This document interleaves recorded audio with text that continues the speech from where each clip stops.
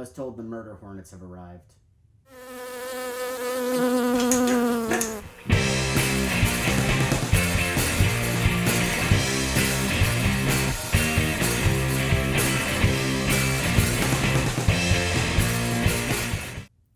Hey, this is Mr. Edlund, and welcome to Basically. So Basically is my weekly roundup of news stories connected with historical and economic concepts. The goal of these videos, if I can keep up with them, is to provide you with fun and informative content that doesn't replace classroom learning, but enhances your understanding of certain things. With all of that, let's jump right into it. This week saw reports of Asian giant hornets here in the United States. Although here, they've been given the totally not overhyped and alarmist nickname, murder hornets. They've been receiving a lot of attention, but all you need to know is at this point, they have only found one single dead specimen, so I doubt that they'll be doing a whole lot of reproducing, though researchers will continue to track their developments. Speaking of oversized, scary things from Asia, let's talk about Kim Jong-un. The supreme leader of North Korea was notably absent on April 15th, which is the biggest celebration in North Korea. It is the anniversary of the creation of the country itself. Reports circulated that he had to undergo cardiovascular surgery, and other reports began to claim that he was in grave danger from that surgery. Other news sources began to leak information that he was just fine, brain dead, or just plain dead. On May 1st, North Korean state media upgraded his condition to alive. Of course, we have no concrete evidence of Kim's health status, as North Korean state media has often taken liberties with the truth. And that's a segue. What even is the truth? Since coronavirus is on everybody's tongues, I shouldn't have said that. It's not literally on everybody's tongues. Not yet, at least. What I should have said is, since everybody's talking about coronavirus, there's been no shortage of myths and conspiracy theories surrounding the novel disease. Well, who am I other than just some person making noise on the internet? But as Genghis Khan once said, don't believe everything you read on the internet. Genghis Khan, he was in a German disco band, right?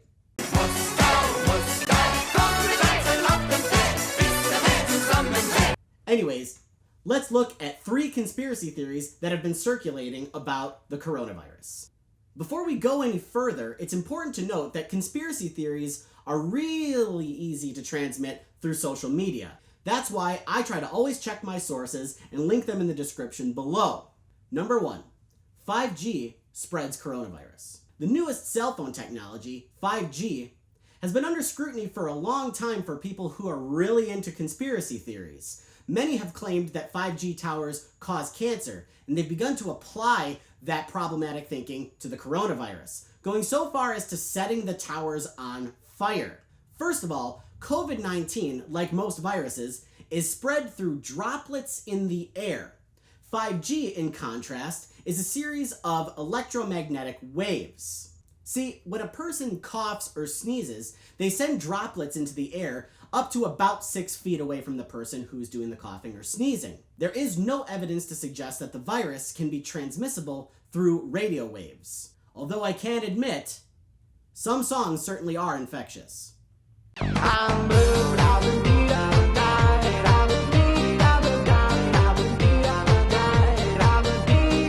Number 2, coronavirus is a biological weapon and was created in a lab. A weapon, really? You guys, the government can't even manage a website. You think they're gonna coordinate biological warfare? Nothing could be more dramatic than coronavirus being our own Frankenstein's monster. But as is usually the case, the explanation for these things are much more mundane than that. See, scientists have ways of tracing whether infectious agents have been genetically manipulated in a lab. To quote the Nature Research Journal, furthermore, if genetic manipulation had been performed, one of the several reverse genetic systems available for beta coronaviruses would probably have been used. However, the genetic data irrefutably show that SARS-CoV-2 is not derived from any previously used virus backbone. So the scientific consensus is that COVID-19 is just the product of some of that good old-fashioned evolution by natural selection, and it has been traced to wet markets in Wuhan, China. Fun fact, a wet market is a magical place where animals are stacked on top of each other, and you know what animals like to do. And you get to point to that animal and say, I want you to kill and butcher that chicken because it looks like it has the most will to live. And while you're at it, you might be able to pick up a lovely recipe for bat wing soup. The point is, the virus is not engineered in a lab. It occurs in nature. And as for it being a weapon, I guess it would make a good miniseries. Number 3, the virus just is not that bad. It's just like the flu, right? First of all, they're both viruses, and they share some symptoms, most notably fevers, body aches, and chills. But that is where the similarities basically end. First, the flu is the name that we give to the influenza virus, which comes in 4 different varieties and can infect a wide range of different animals. COVID-19, on the other hand, is just one virus. Second, the coronavirus is significantly more contagious than the flu. See, when a person has the flu, they're likely to infect usually just about 1 to 1.3 people. On the other hand, if you have coronavirus, you're likely to infect over 2 to 2.5 people.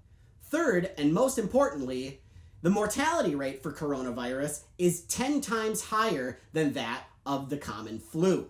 The point of all of this is that when you come across claims like these, you need to first check your sources, cross-reference those sources with fact checkers, think twice before you hit that share button, otherwise you are likely to end up getting your information from people like this. I will eat my neighbors. I'm not letting my kids die. I'm just going to be honest. My superpower is being honest. I've extrapolated this out, and I won't have to for a few years since I got food and stuff. But I'm literally looking at my neighbors now and going, I'm ready to hang them up and gut them and skin them and chop them up. And you know what? I'm ready. My daughters aren't starving to death. I'll eat my neighbors. And now it's time for Mr. E's Histories, where we take a look at significant historical events that occurred this week in history. May 8th, 1945. After 6 years of the most brutal and deadly war the world has ever seen, World War II in Europe finally came to an end. Just a week prior, when he learned that all was lost, mass murderer and ruiner of mustaches, Adolf Hitler committed suicide with Eva Braun, whom he had just married. I'll bet it was a bang of a honeymoon. With all the blood and guts of news and history, and economics being the dismal science, I'd like to send you off with the memement of Zen. Greek! Hello! Hi! Hi! Hello! Hi! What's up? Mama! What's up? How you holding up? How you holding up? I'm fine. How are you, kid? Good. How are you, kid? Good. How are you, kid? Good. How's the family, kid? They are good. Hi! Hi! Stay 6 feet away. Oh, right. Sorry. Stay safe! Stay safe! Thanks for checking in. I have to go. I have a Zoom call. Okay. Peace out. Thanks for watching, and we'll see you next time. Maybe.